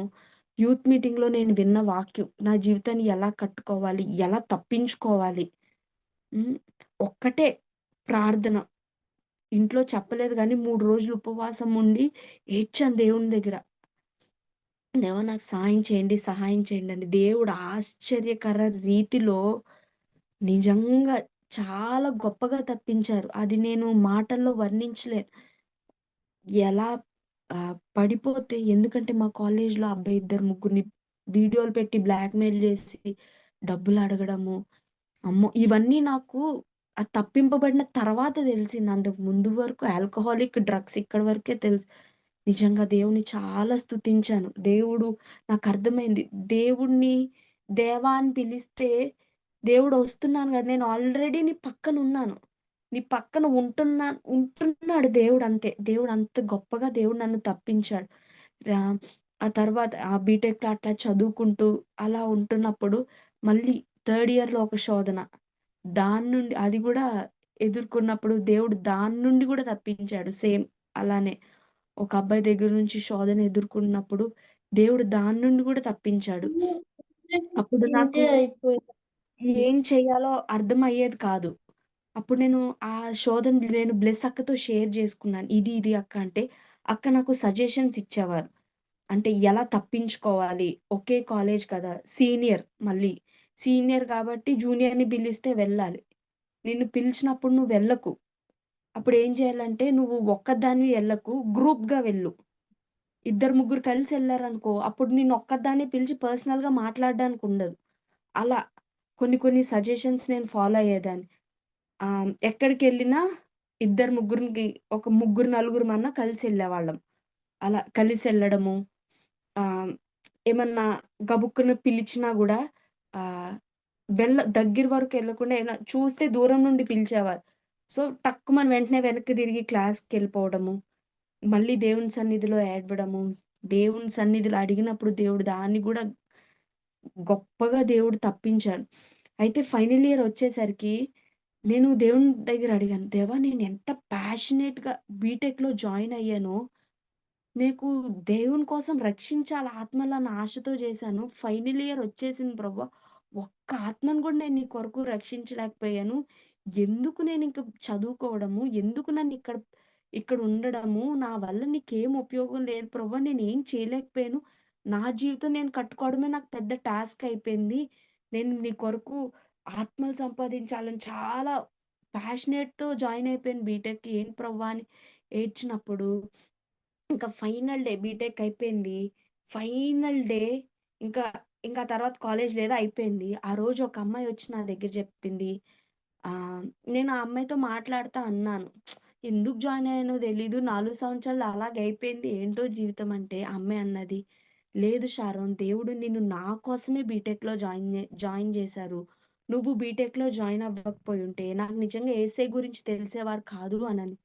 ఏంటి నాకర్థం కాలేదు. ఏంటి ఏమైందంటే, ఆ అమ్మాయికి 2, 3 సార్లు నేను యేసయ్య గురించి చెప్పినప్పుడు తను నాకు మంచి ఫ్రెండ్. తనకి నేనంటే చాలా ఇష్టం. తను రిజెక్ట్ చేయలేకుండా నీ నమ్మకం నీ దగ్గర పెట్టుకో, నా నమ్మకం నా దగ్గర పెట్టుకుంటాననేది. అంటే సరేలే 2, 3 సార్లు చెప్పాను. ఒకసారయితే కోప్పడింది. ఎందుకు షారోన్ మాటి మాటికి జీసస్ గురించి చెప్తావు అని. సరే నేను వదిలేసాను. అదెప్పుడో ఫోర్త్ ఇయర్ స్టార్టింగ్‌లో జెప్పాను. అయితే ఒకరోజు వాళ్ళకి బిజినెస్‌లో చాలా నష్టమొచ్చి, ఒక్క నెలలో వాళ్ళు ఒక మంచి స్థాయిలో ఉండేవారు. కంప్లీట్ జీరో పొజిషన్‌కొచ్చేసింది. అప్పుడు ఇంకా వాళ్ళ ఫ్యామిలీ అంతా అప్పుల పాలైపోయిన పరిస్థితిలో తనకి ఒక ఏంటి పరిస్థితి అని ఆలోచిస్తుంటే, నేను చెప్పిన మాటలు ఒకసారి యేసయ్య గురించి చెప్పిన మాటలు తనకి గుర్తొచ్చాయంట. యేసయ్య సహాయం జేస్తారు. ఏ కష్టంలో ఉన్నా చిన్న మాట దేవుడిని నమ్మి, "దేవా నాకు సహాయం చెయి. నువ్వు చేస్తావని నేను నమ్ముతున్నాను" అని అడిగితే దేవుడు సహాయం జేస్తాడని చెప్పానంట. ఆ మాట తనకి గుర్తొచ్చి, ఆ రోజు ప్రార్థన చేసుకున్నాదంట. "దేవా మరి మొత్తం మా బిజినెస్‌లు ఇట్లా క్లోజ్ అయిపోయినియి. నష్టపడిపోయాము. నువ్వు సహాయం చేస్తానని షారోన్ చెప్పింది. నేను నమ్ముతున్నాను మీరు సహాయం చేస్తారు. నాకు చేయండి" అనని అడిగిందంట. అడగగానే ఎంత బిజినెస్ అయితే పడిపోయిందో, 3 నెలల్లో దేవుడు దాన్ని నెమ్మదిగా మరలా స్టార్ట్ చేసి, కోల్పోయిందంతా పొందుకోవడానికి దేవుడు సహాయం చేశారు. అని చెప్పి, యేసు ప్రభువే నిజమైన దేవుడు అని జెప్పి, ఆమె దేవుడిని నమ్మడం ప్రారంభించింది. ఆ రోజు నాకు జెప్తుంది. అప్పటి వరకు తన ఫోన్‌లో అన్నీ సినిమా పాటలుండేవి. అన్ ఇంక అన్నీ డిలీట్ జేసేసి, అన్ని దేవుని వాక్యాలు, వీడియోస్ అన్నీ తన ఫోన్‌లో ఉన్నాయి. నిన్ను నా కోసమే దేవుడు బీటెక్‌లో జాయిన్ జేశాడు. నువ్వు జాయిన్ అవ్వకపోయుంటే నేను రక్షింపబడేదాన్ని కాదు. నేను యేసు ప్రభువుని నమ్ముతున్నాను. నేను బాప్టిజం తీసుకుందాం అనుకుంటున్నానని భయంకరమైన హిందూ. వాళ్ళు విజయవాడ నుండి రాజమండ్రి వచ్చారు బిజినెస్‌ల కోసము. ఆ అమ్మాయి చెప్పినప్పుడు నిజంగా చాలా స్తుతించాను. ఆ అమ్మాయి ఇంట్లో తెలియకుండా వాళ్ళ ఇంట్లో ఒప్పుకోరు. ఎవ్రీ సండే నేను షారోన్‌తో పాటు కోచింగ్‌కెళ్తున్నానని జెప్పి మా ఇంటికొచ్చేది. వచ్చి చర్చ్‌కొచ్చేది. అలా చాలా బలపడింది ఆ అమ్మాయి. ఆ అమ్మాయి నిజంగా అప్పుడు నాకర్థమైంది. దేవుడు ఏం చేయలేననుకుంటున్నాను. ఆ ఒక్క ఆత్మని దేవుడు రక్షించడానికి సాయం జేశాడు. ఇప్పుడు ఆ ఒక్క ఆత్మ తను హైదరాబాద్‌లో కోచింగ్ తీసుకుంటున్నప్పుడు 8 మందిని రక్షించింది. Now she is studying her MBA in Australia. ఆస్ట్రేలియాలో ఇప్పుడు తను ఒక బైబిల్ స్టడీ నడిపిస్తుంది ఒక గ్రూప్‌ని. నేననుకున్నాను ఒక్క ఆత్మననుకున్నాను ప్రభా! వెళ్లి ఎంతమందిని వెలిగించిందో. నిజంగా తను చాలా పర్సిక్యూషన్ ఎదుర్కొంది తెలుసా? యేసుప్రభు నమ్మి చర్చ్‌కొస్తుందని వాళ్ళ తమ్ముడు ఒకసారి ఏంటి ఆదివారం కోచింగ్ ఏంటి అని జెప్పి ఆ అబ్బాయికి వాళ్ళ తమ్ముడికి మా ఇల్లు తెలుసు. సీక్రెట్‌గా ఫాలో అవ్వడం స్టార్ట్ చేసి చర్చ్‌కెళ్ళడం జూసి ఇంట్లో జెప్పేస్తే 2 నెలలు ఆ అమ్మాయిని హౌస్ అరెస్ట్ జేసేశారు. ఆ అమ్మాయి దగ్గరున్న బైబిల్ తీసేసుకొని, అంతేకాదు ఆ అమ్మాయి సాక్ష్యం గూడా ఎంత గొప్పదంటే, ఆ అమ్మాయి ఆహ్, హ్మ్, తను వాళ్ళింట్లో నేనప్పుడు తనకి బైబిల్ ఇచ్చాను. తన రూమ్‌లో కబోర్డ్‌లో హిందూ విగ్రహాలన్నీ ఉండేవి. ఆ విగ్రహాల దగ్గర బైబిల్ పెట్టిందంట. అమ్ పెడితే ఆ అమ్మాయి నిజంగా తర్వాత రోజు నాకు కాలేజ్‌లో చెప్తే ఒక్కసారి స్టన్ అయిపోయాను నేను. ఇలా కూడా జరుగుతదని. మధ్యరాత్రి 2 గంటలకి టప్‌మని పెద్ద సౌండ్ అయిందంటండి. ఏంటా అని తిను పడుకుంది గదిలో. లేసి చూస్తే ఏదో పిడుగుబడినట్టు ఏదో వర్షం వచ్చినప్పుడు ముందు సౌండ్ ఒస్తది గదా! థండర్ స్టార్మ్ అలా అనుకుని లేసి జూస్తే ఒక్కసారే తన ఎదురుగానే ఉంటదంట కబోర్డ్. కబోర్డ్ డోర్ ఆటోమేటిక్‌గా ఓపెన్ అయిపోయి అందులో ఉన్న విగ్రహాలన్నీ టపా టపా టపా టపా ఒక్కొక్కటి కింద పడిపోతున్నాయంట. ఫస్ట్ బైబిల్ కింద పడిందంటే, తర్వాత విగ్రహాలన్నీ టపా పడిపోయి, అవన్నీ ఎలా పడ్డాయంటే, "షారోన్ నిజంగా అవన్నీ బైబిల్‌కి నమస్కారం పెట్టాయి షారోన్. నేను కళ్ళారా చూసాను." అని చెప్పగానే నేను ఫస్ట్ టైమ్ విన్నాను అలాంటిది. ఆ విభూది ఈ ఇవన్నీ ఉంటాయి గదా! బొట్లు అవన్నీ చుట్టుపక్కల పడ్డాయి షారోన్. మొత్తం అంతా ఆటోమేటిక్‌గా డోర్ ఓపెన్ అయిపోయి అయి పడిపోయి, ఈ విభూది అది చుట్టుపక్కల పడింది కానీ బైబిల్‌ని ఇంత కూడా అంటలేదు. ఇప్పుడు అందులో సాధారణంగా బైబిల్ ఇలా ఉన్నది పడితే ఎట్లా పడతదండి? ఇలాగే పడతది. కానీ ఇలా పడిందంట బైబిల్ నిలువుగా. వాటన్నిటి పక్క ఈ విగ్రహాలు ఏదో దానికి దండం బెడుతున్నట్టున్నాయి షారోన్. యేసు ప్రభు మామూలోడు కాదోయ్! అని జెప్పి, ఆ నెక్స్ట్ డే కాలేజ్‌కొచ్చి చెప్పి, ఇంకా దెబ్బకి ఆమె ఏం జేసిందంటే, విగ్రహాలన్నీ తీసి కాలువలో పడేసింది. కాలేజ్‌కొచ్చే ముందు అన్నీ పడేసి, శుభ్రం చేతులు కడుక్కొనొచ్చాను షారోన్. ఇంకా బైబిల్‌కి మించి ఇంకేది లేదని నాకర్థమైంది. ఆ కబోర్డ్‌లో ఏముంటాయో అన్నీ క్లీన్ జేసి, బైబిల్ ఒక్కటి పెట్టొచ్చానని. నిజంగా దేవుడు ఎంత బలంగా ఆ బిడ్డను తాకాడు. అంటే తనని తాను ప్రత్యక్షపరచుకున్న విధానము నాకే ఆశ్చర్యం అనిపిచ్చింది. నిజంగా దేవుని ముందు ఏది నిలబడదు. అంత గొప్పగా దేవుడు మరి ఆ బిడ్డను రక్షించాడు. ఆహ్, అంటే can I continue for 5 more minutes ఇంకొక 5 యాహ్! నిమిషాలు? యాహ్! యాహ్! యాహ్! యాహ్! ఆ! అట్లా కంటిన్యూ. ఆమె దేవుడు అట్లా బీటెక్‌లో చేసిన తర్వాత ఆఫ్టర్ బీటెక్ హ్మ్. నేను అంటే సాఫ్ట్‌వేర్ కంపెనీస్‌లో జాబ్ ఒచ్చాయి ప్లేస్‌మెంట్స్‌లో. కానీ ఏంటంటే నేను అప్పటి వరకు దూరం ఎళ్లి ఉండలేదు గాబట్టి మా పేరెంట్స్ గవర్నమెంట్ జాబ్ అయితే దూరం ఎళ్లి ఉండినా పర్లేదు. ప్రైవేట్ జాబ్ వద్దనేసరికి నేను గవర్నమెంట్ జాబ్స్ కోచింగ్ తీసుకుంటూ అంటే పార్ట్ టైమ్ జాబ్ చేస్తూ నేను అలా ఉండేదాన్ని. అప్పుడు ఇక్కడ చెప్పాను గదా! క్రైస్ట్ వర్షిప్ సెంటర్ రాజమండ్రి, హ్మ్. జాన్ వెస్లీ గారి చర్చ్‌లో ఉండేదాన్ని. సో, నేను వాళ్ళ ఇంట్లో పరిచర్యకెళ్ళేదాన్ని. వెస్లన్న వాళ్ళతో పరిచర్య చేస్తూ, ఇక్కడ పరిచర్యలో ఉంటూ నేను పాలన్న, వెస్లన్న వాళ్ళ తమ్ముడు పాలన్న, క్రైస్ట్ టెంపుల్ విజయవాడ. పాలన్న వాళ్ళు రాజమండ్రిలో ఉన్నప్పుడు ఎక్కువ నేను పాలన్న, నిస్సక్కతో ఎక్కువున్నాను. మెంబర్. వాళ్ళతో పాలిమర్. పాటు అవునండి. హ్మ్. పాలిమాన్యుల్ అన్న, నిస్సక్కతో ఎట్లా అంటే చాలా క్లోజ్. అన్న వాళ్ళు మీటింగ్స్‌కి వెళ్తున్నప్పుడు ఇంకా వాళ్ళతో పాటు పిల్లల్ని మార్నింగ్ అసలది బీటెక్ నుంచి గూడా. బీటెక్ మార్నింగ్ నేను కాలేజ్‌కెళ్ళొచ్చేదాన్ని. ఈవినింగ్ ఎందుకంటే వాళ్ళు మినిస్ట్రీలో చాలా బిజీగుంటారు గాబట్టి పిల్లల్ని చూసుకోవడము, ఇల్లు చూసుకోవడము, మినిస్ట్రీ కొంచెం కష్టమైనప్పుడు నేను చేయగలిగినంత వాళ్ళకి సాయం చేస్తూ అంటే నేనేం చేయగలను దేవుని కోసమని పిల్లల్ని చూసుకుంటూ వాళ్ళతో పాటు చాలా చోట్ల మీటింగ్స్‌కెళ్ళా. హైదరాబాద్, నెల్లూరు అన్న వాళ్ళైతే ఒకసారి దుబాయ్ గూడా తీసుకెళ్లారు. మీటింగ్స్‌కి హ్మ్. వెళ్తూ పిల్లల్ని చూసుకుంటూ అలా వాళ్ళ ద్వారా గూడా నేను పాలని, నిస్సక్క గూడా నన్ను ఆధ్యాత్మికంగా చాలా బలపరిచారు. నిస్సక్క అయితే ఎక్కడికెళ్ళినా నా చెల్లి అని చెప్పేవారు. బ్లెస్ అక్క, వెస్లన్న గూడా వాళ్ళతో పాటు మీటింగ్స్‌కెళ్తూ అట్లా దేవుడు చాలా బలపరిచారు నన్ను. నేను అలా ఉంటున్నప్పుడు అయితే నా వివాహ విషయంలో దేవుడు చేసిన కార్యం ఆహ్, ఒకటి దేవుడు గొప్ప కార్యం జేశారు. ఎట్లా అంటే నాకు బ్లెస్ అక్క చూసారు మ్యాచ్ ప్రపోజల్. చూసారు.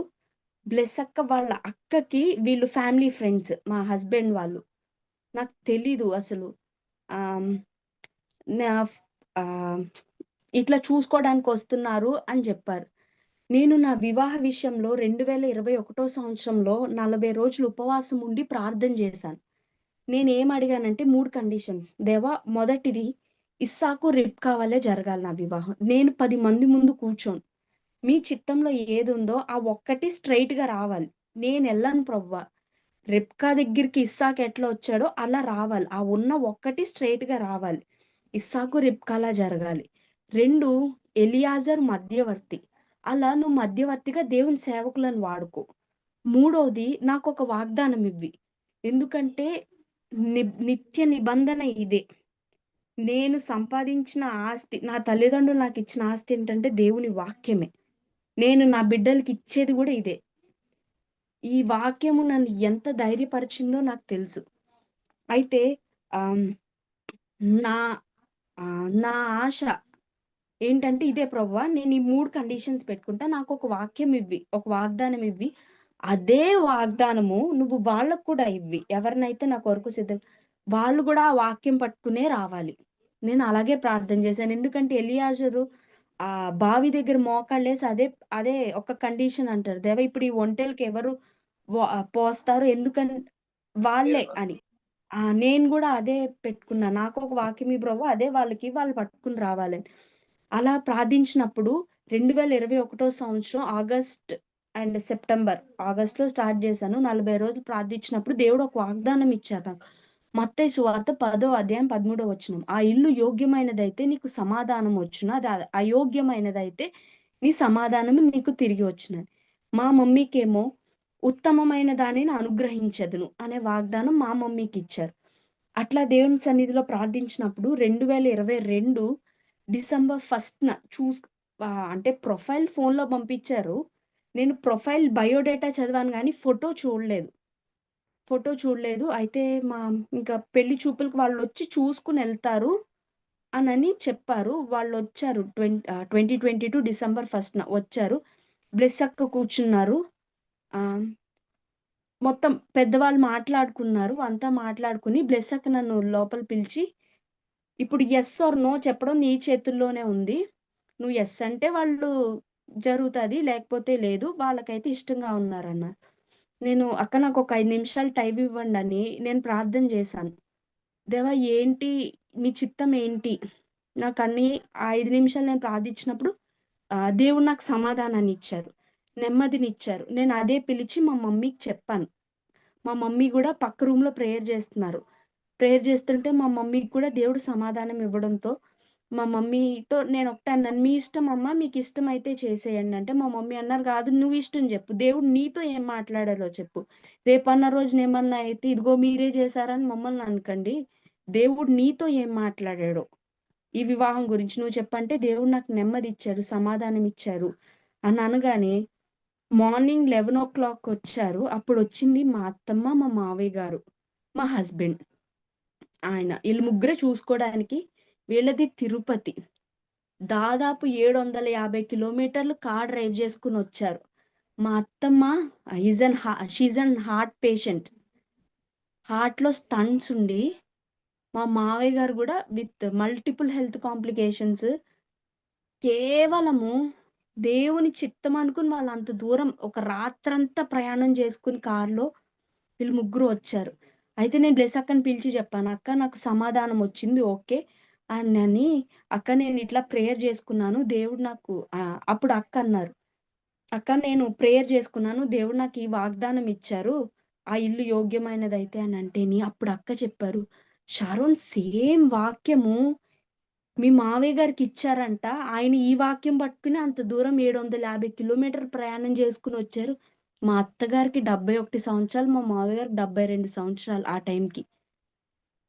వాళ్ళు బెర్షెబాలో ఇక్కడ కడప వాళ్ళెవరన్నా ఉండుంటే తెలిసుంటది. ఉన్నారు. కడప ఉన్నారు. దీపా శరణ్. ఉన్నారు. ఆ! ఉన్నారండి. డాక్టర్ బేర్షెబా సారా సుహులత గారు, హ్మ్. లింగప్ప జేసుదాస్ గారు. మా అత్తమ్మ, హ్మ్. మావయ్య గారు. మా మావయ్య గారికి ఆ వాక్యం దేవుడు జూబిస్తే అది పట్టుకొని 750 కిలోమీటర్లు వాళ్ళు ప్రయాణం జేసుకొనొచ్చారు. నేనదే కదా అడిగాను. నాకేది ఇచ్చావో అదే ఇవ్వి ప్రభు అని. మా మావయ్య గారు గూడా మందిరంలో ప్రార్థన జేస్తుంటే అదే వాక్యం చూపించారంట దేవుడు. వెంటనే వచ్చి ఒక గంటలో చూసి ఎళ్ళిపోతాడని అనుకుంటే సాయంత్రం 6 అయ్యేసరికి ఎంగేజ్‌మెంట్ అయిపోయింది. నెలలో పెళ్లయిపోయింది.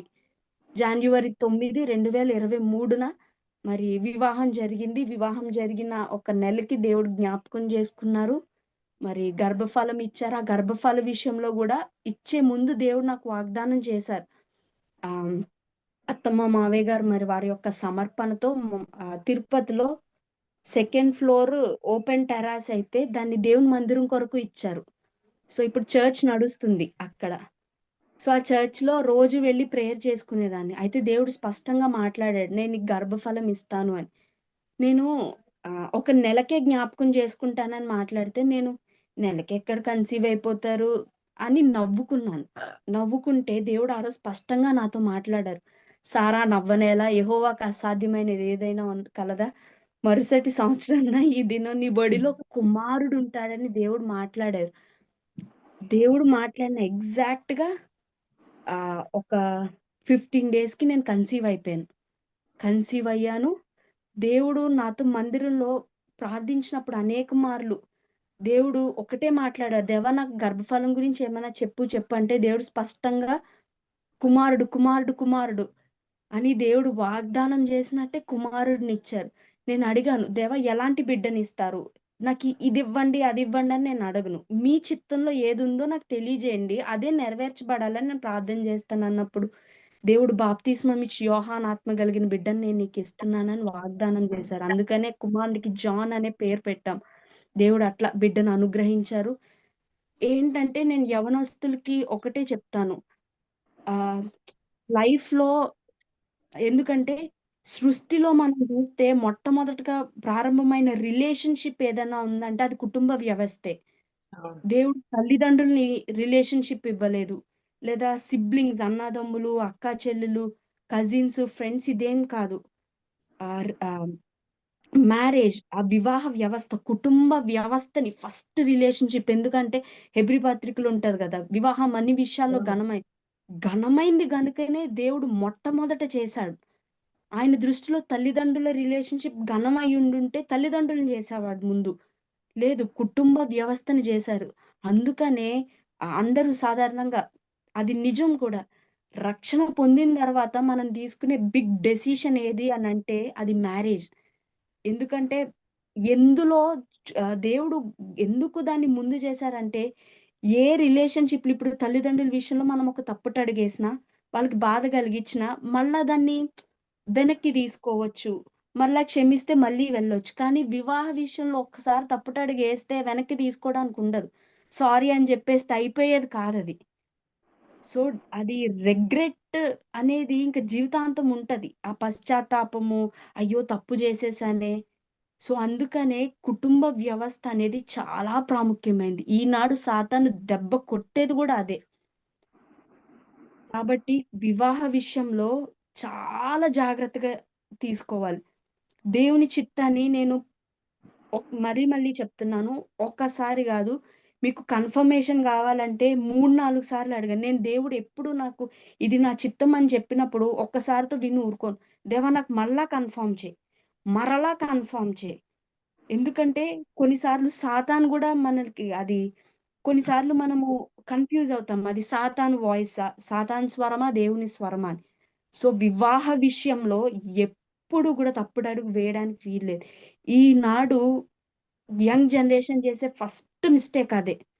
కుటుంబ వ్యవస్థనే ఆహ్, చిన్నాభిన్నం జేసేస్తున్నారు.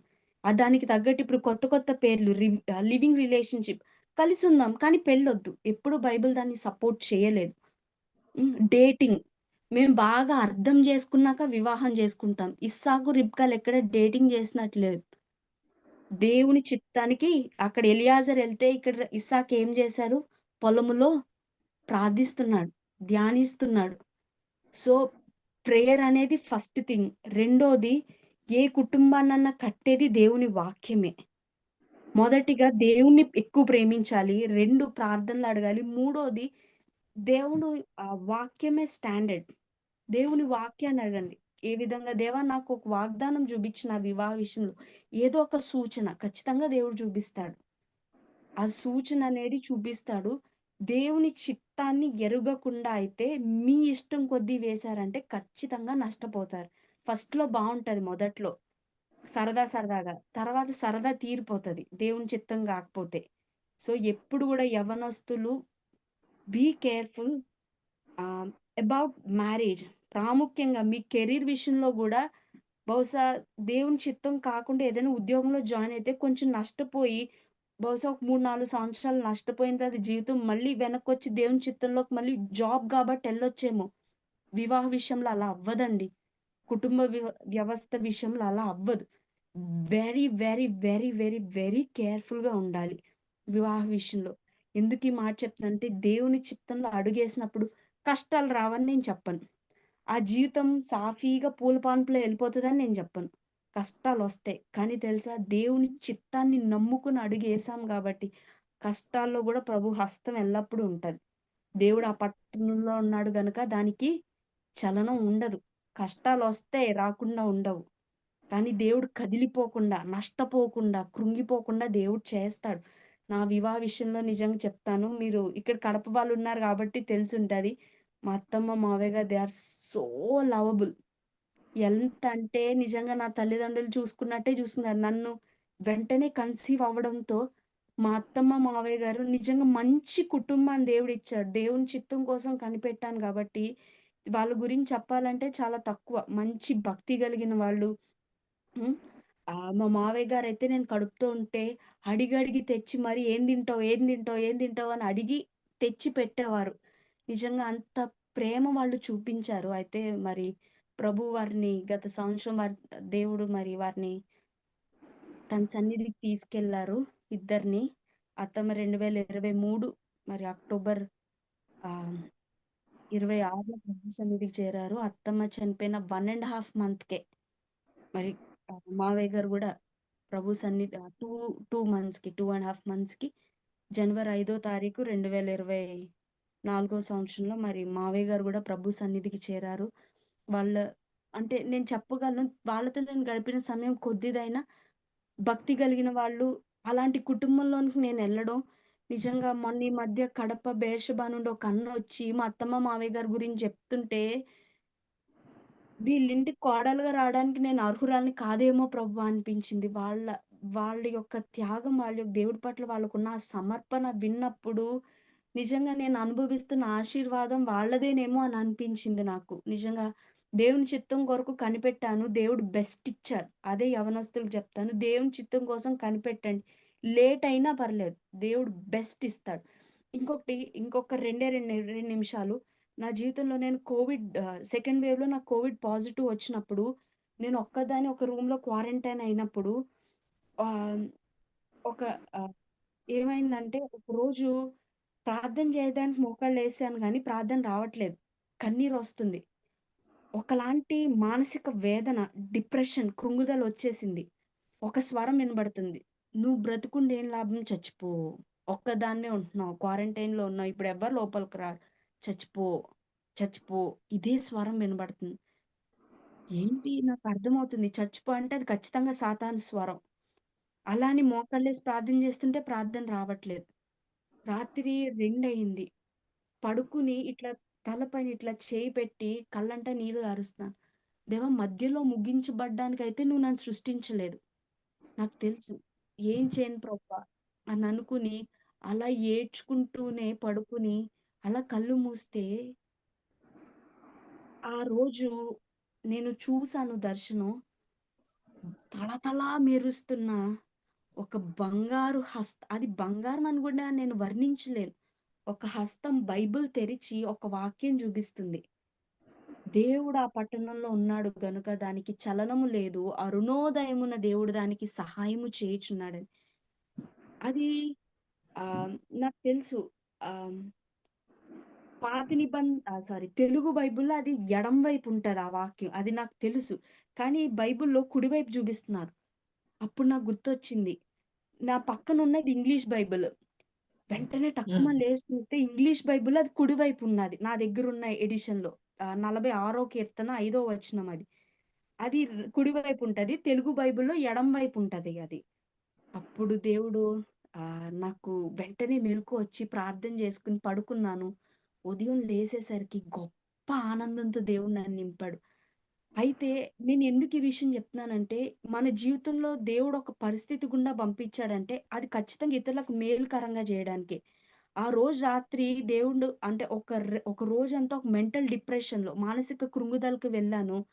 నేనది ఎందుకొచ్చింది అని అనుకున్నాను. అయితే దేవుడు ఏం జేశాడో దెలుసా? అది జరిగిన 2 సంవత్సరాలకి మా సండే స్కూల్‌లో ఒక అబ్బాయిని కొంచెం అదోలా ఉంటే నేను ఆ అబ్బాయితో మాట్లాడినప్పుడు నాకర్థమైంది. ఆ అబ్బాయి మెంటల్ డిప్రెషన్‌లో ఉన్నాడు.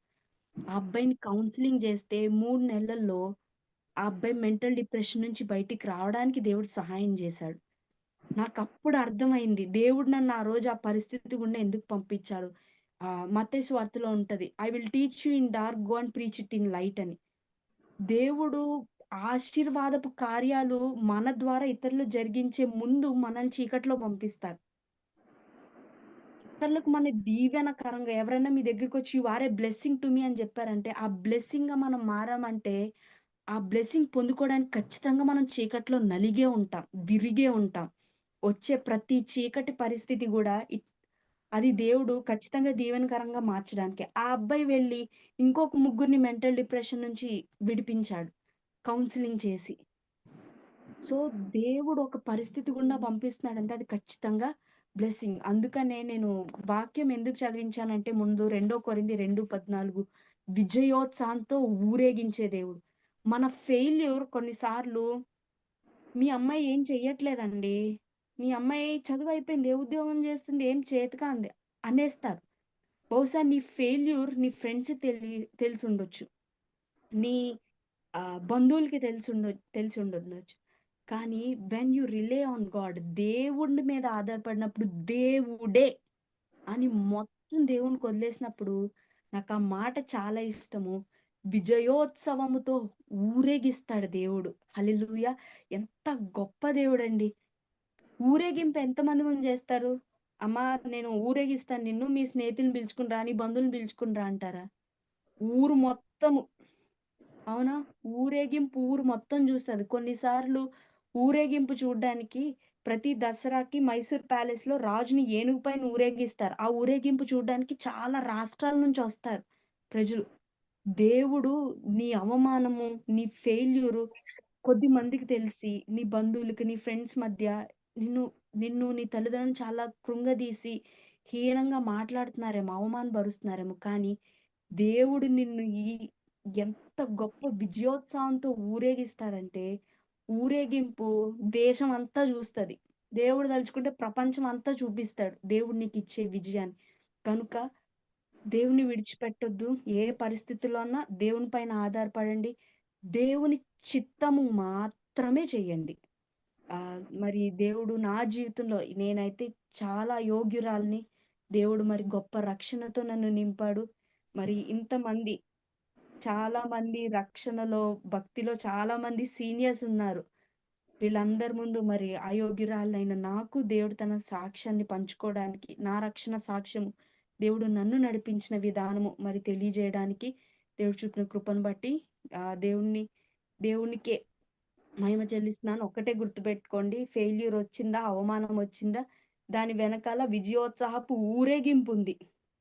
ఊరేగించే దేవుడు. ఎప్పుడు అంటే దాని పైన గూడా ఉంటది. క్రీస్తు సువాసన, జ్ఞానమను సువాసన. మన ద్వారా మనలో క్రీస్తుండాలి. మనలో నుండి క్రీస్తు బయటికొచ్చినప్పుడు దేవుడు ఖచ్చితంగా అది ఏ పరిస్థితయినా ఫెయిల్యూర్ అవ్వనివ్వండి, అవమానం అవ్వనివ్వండి, దుఃఖము, వేదన, ఫినాన్షియల్ క్రైసిస్, ఆర్థిక ఇబ్బందులు కానివ్వండి, ఎలాంటి నలిగిపోయే పరిస్థితులైనా గూడా క్రీస్తు సువాసన మనలో నుండి వచ్చినప్పుడు, క్రీస్తు మనలో ఉంటేనే ఆ సువాసన బయటకొస్తది. పర్ఫ్యూమ్ మన పైన కొట్టుకుంటేనే మనం నడిచెళ్ళేటప్పుడు ఆ వాసన ఇంకొకళ్ళకి తెలుస్తది. సో, క్రీస్తు మనలో ఉన్నప్పుడు, క్రీస్తు సువాసన మనలో నుండి వచ్చినప్పుడు ఖచ్చితంగా ప్రతి క్రైస్తవునికి విజయోత్సవపు ఊరేగింపు భూమి పైన ఉంటది. పరలోక రాజ్యంలో గూడా ఉంటది. దేవుడి కొద్ది మాటలు దీవించును గాక. ఆమేన్. ఆమేన్. అందరికీ ఆమేన్. చాలా థ్యాంక్స్ భలే ఉంది సాక్ష్యం తల్లి. దేవునికే మహిమ. సారీ అండి. నేను కొంచెం టైం ఎక్కువ తీసుకున్నాను. తీసుకున్నావు. It's okay. సారీ అండి. ప్రాబ్లమ్ లేదు. ఓకే అమ్మా. చాలా అద్భుతమైన టెస్టిమనీ. అదే స్పెషల్లీ యంగ్ గర్ల్స్‌కి. అదే వివాహ విషయంలో అవును. సృష్టి ప్రారంభంలోనే దేవుడు మొట్టమొదటిగా ఏర్పాటు చేసింది వివాహ చట్టం. వివాహ చట్టం ఏది లేదు. విద్య లేదు, వైద్యం లేదు, రాజకీయ వ్యవస్థ లేనే లేదు. వివాహ వ్యవస్థ. ఎందుకు అనంటే దేవుడు మనిషిని ప్రేమించాడు. దేవుడు లోకమును ఎంతో ప్రేమించానని చెప్తున్నాడు గదా! కాబట్టి మనిషికే ఆ ఘనత ఇచ్చాడు దేవుడు. అన్ని విషయంలో ఘనమైనది వివాహం ఇచ్చాడు. నైస్ అమ్మా. టెస్టిమనీ. దేవుడు నిన్ను థాంక్ యూ. దీవించును గాక. అందరికీ thank you so thank you much అండి ఈ చారణ్. థ్యాంక్ యూ సో అవకాశం. మచ్. థాంక్ యూ అక్క ఇప్పుడు నీ వయసు రిబెకా. ఎంత? నీ వయసు ఎంతమ్మా? 27 అండి. 27 ఓకే. ఓకే. అవును. ఓకే. ఒక్క హ్మ్. మాట చెప్తాను అప్లై చారణ్ చేసుకో. గురించి. సిస్టర్ చారణ్ గురించి ఒక మాట. చెప్పండి.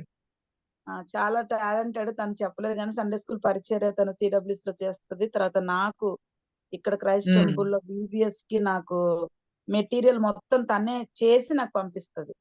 హుహు. అట్లా 2 హ్మ్. ఇయర్స్ నాకు VBSకి తను ఎంతగానో హెల్ప్ చేసింది. హ్మ్. దేవుడు హ్మ్. తనెంతగానో బ్లెస్ చేస్తూ వచ్చాడు తన యవ్వన జీవితంలో. అందుకే ఎందుకో టెస్ట్ మనీ దగ్గర కొంచెం చేసి క్వశ్చన్ మార్క్ పెట్టినప్పుడు నేను వెంటనే షారున్ మెసేజ్ చేశాను. చాలా ఆ! నాకు చాలా సపోర్టివ్ గా ఉంటది తను. Thank you so much Sharun. Hmm. అడిగిన వెంటనే లేదు ఒప్పుకొని దేవుని టెస్ట్ మనీ కృప, దేవుడు చేసింది. ఇచ్చిన అవకాశము. అందరూ ఆ! గూడా సారీ లేట్ అయినందుకు. బట్ హ్మ్. ఏం పర్లేదమ్మా. ఓకే. ఓకే. ఇట్స్ ఓకేలే. చేయాలి. అది దేవునిలో గడిపాము సమయం అంతా. చాలా సంతోషం. మరి షారున్ వాళ్ళ సిస్టర్ అత్తగారు మీకు మాకు వీవీఎస్ టీచర్. నాకు చిన్నప్పుడు బేర్షుబాలో. ఎవరండి? షారున్ షారోన్ వాళ్ళ వాళ్ళ అత్తగారు. అత్తగారు. అత్తగారా? ఓకే. ఓకే. ఆ! హుహు. Very good. మీకు కూడా దేవుడు మిమ్మల్ని కూడా దీవిస్తాడండి. మీరు మంచి టెస్టిమనీ అందించారు మీ ద్వారా. ఆ! Thank you. Thank you. ఓకేనమ్మా. నా కోసం ప్రేయర్ చేయండి. నా ఓకే. పేరు షారోన్. తప్పకుండా అమ్మా. తప్పకుండా. హ్మ్. తప్పకుండా. మీ హస్బెండ్ పేరేంటి చెప్పలేదు? ఏం చేస్తున్నారు? షాలేం ఎక్కడున్నారు? రాజ్. షాలేం షాలేం రాజు. రాజ్. ఓకే. షారోన్ షారోన్ రోజా, పుష్పం. షాలేం రాజ్. ఆహా! నైస్. Nice names. బాబు హ్మ్. జానా? దేవుడు ఐజాక్ జాయిన్ జాన్. ఆ! ఐజాక్ అంటే అనే పేరు కూడా కొంచెం యాడ్ చేయాల్సిందే అన్న. జాన్ ఐజాక్ ఏదో పెట్టుకోవాల్సింది. సుహృత్ జాన్ మొత్తానికి జేస్దాత్ తన పేరు. అంటే అత్తమ్మ పేరు అచ్చా! సుహృలత. సో, ఆహా! ఓకే. ఓకే. అత్తమ్మ అంటే అత్తమ్మ చనిపోయిన 2 వీక్స్‌కి వీడు పుట్టాడు. సో, సుహృత్ జాన్ హ్మ్. పుట్టిన 1 ½ మంత్‌కి ఇప్పుడు మావయ్య బాబుకి గారు ఏజ్ ఎంత? 1 ఇయరా? ఇప్పటికి 2 ఇయర్సా? 1 ఇయర్ 1 అండి. ఇయర్. 1 year, 1 1 year. ఇయర్. హ్మ్. ఓకే అమ్మా. ప్రార్థన చేసుకుందాం అందరం. Thank you. టైం అవుతుంది. ఓకే. ప్రార్థన చేసుకుందామమ్మా. అందరూ ఏకీభవించండి. మహాపరిశుద్ధుడా, మహాగరుడవు, మహోన్నతుడవు, పరిశుద్ధ స్థలంలో నివాసము చేయు మా ప్రియ పరలోకపు తండ్రి. మీ యొక్క నామాన్ని బట్టి ప్రస్తుతిస్తున్నాం తండ్రి. స్తుతిస్తున్నాము ప్రభా. ఇదిగో తండ్రి మరి ఆ యొక్క అద్భుతమైన సాక్ష్యాన్ని మా ముందుకు ఉంచారు ప్రభా. మరి షారూన్ నాయన అయ్యా భయంకరమైనటువంటి అపాయం నుంచి తప్పించారు ప్రభా. ఒక కీడు నుంచి నాయన బిడ్డ 2 సార్లు తప్పించి తండ్రి మరి ఆ బిడ్డని యొక్క ఉన్నతమైన స్థితిలో ఆ బిడ్డను ఉంచారు ప్రభా. ఆయా ఘనమైన రీతిలో ఆ బిడ్డకి వివాహం జరిపించారు. పరిశుద్ధుల ద్వారా తండ్రి. మరి అత్త మామగారి ద్వారా మరి వారి యొక్క ఆయా తల్లి ప్రార్థనల ద్వారా ముఖ్యంగా ప్రభా క్రైస్ట్ వర్షిప్ సెంటర్ ప్రభా మరి సిస్టర్ బ్లెస్సీ ద్వారా తండ్రి తనకు వివాహాన్ని మీరు ఏర్పాటు చేసినందుకు అయ్యా ఇదిగో ప్రభా స్తుతిస్తున్నాం తండ్రి.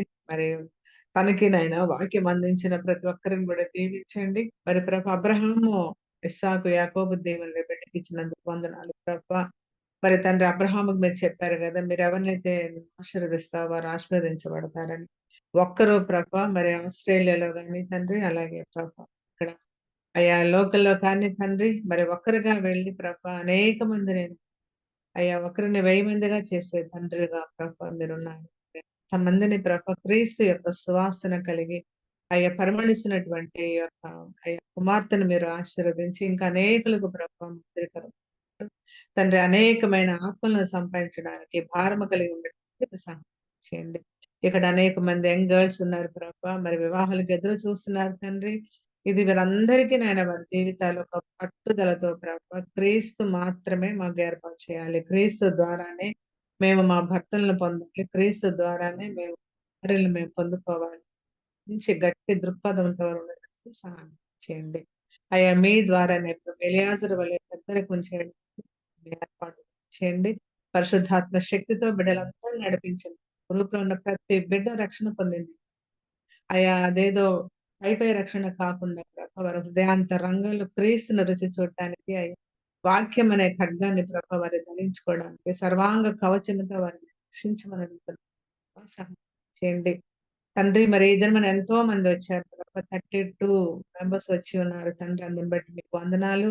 అయ్యా విన్న వారందరినీ ఆశీర్వదించినందుకు వందనాలు ప్రభా. విన్న టెస్టిమనీ గాని, అయ్యా బైబిల్ రిఫరెన్స్‌లయితే గాని మర్చిపోకుండా వారి జీవితాల్లో కూడా అన్వయించుకోవడానికి సహాయం చేయండి. మీ పరిశుద్ధాత్మ సహాయము మా అందరికిని దయచేయండి. అయ్యా సుఖమైన నిద్రతో, మంచి దర్శనాలతో ప్రభా మరి అయ్యా మాకు నిద్రను కలుగచేసి ఏకోజామునే లేచి మీ యొక్క దేవాలయాలకి, మందిరాలకి ప్రభా అయ్యా మీ పరిశుద్ధ సన్నిధికి వెళ్లి మీ దీవెనలు పొందుకోండి. సహాయం దయచేయండి ప్రభా. పరిశుద్ధ ఆదివారపు దీవెనలు మా అందరికీ దయచేయమని, మళ్ళీ తిరిగి మేము కలుసుకునే పర్యంతం మీ సన్నిధి మీ కాపుదల దయచేయండి. ముఖ్యంగా ప్రభా షారోన్ని మరి షాలోమ్‌ని ఆశీర్వదించి వారి బాబు జాన్‌ను మీరు దీవించి వీరి ముగ్గురు ప్రభా ఇంకా అనేకమైన ప్రభా మీ యొక్క సువాసనను తండ్రి వెదజల్లుతూ ప్రభా మరి కొన్ని ఆత్మలను తండ్రి మీకు అప్పగించే పరిచర్యలో వీరి నడుములు బిగించమని నేను అడుగుతాను. తండ్రి సహాయం దయచేయండి. కుటుంబాన్ని ఆశీర్వదించి ప్రభా. ఇదిగో తండ్రి మీకు ప్రభా మాదిరిగా దీవులతో ఆ బిడ్డను నింపమని పరిశుద్ధాత్మ శక్తితో ఆ బిడ్డ మమ్మలను ప్రభా మరి తండ్రి మీ యొక్క నామ మహిమార్థం మేము కూడా జీవించడానికి సహాయం దయచేయండి. సమస్త మహిమ ఘనత ప్రభావాలు మీకు అర్పిస్తూ యేసు క్రీస్తు అతి పరిశుద్ధ నామాన్ని ప్రార్థన చేస్తున్నాను తండ్రి. ఆమేన్. ఆమేన్. శత్రు సమూహము నన్ను చుట్టిన సైతానుడు సంవరింపజూసిన శత్రు సమూహము నన్ను చుట్టిన సైతానుడు సంవరింపజేసిన నా సహవాసిగా నీవుండగా నేను ఎవరికి భయపడను. నా నేను సహవాసిగా నీవుండగా నేను ఎవరికి భయపడను.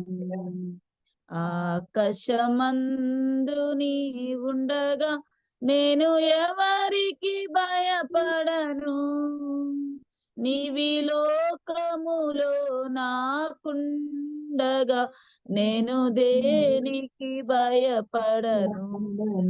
నీవి లోకములో నాకుండగా నేను దేనికి భయపడను. Praise the Lord.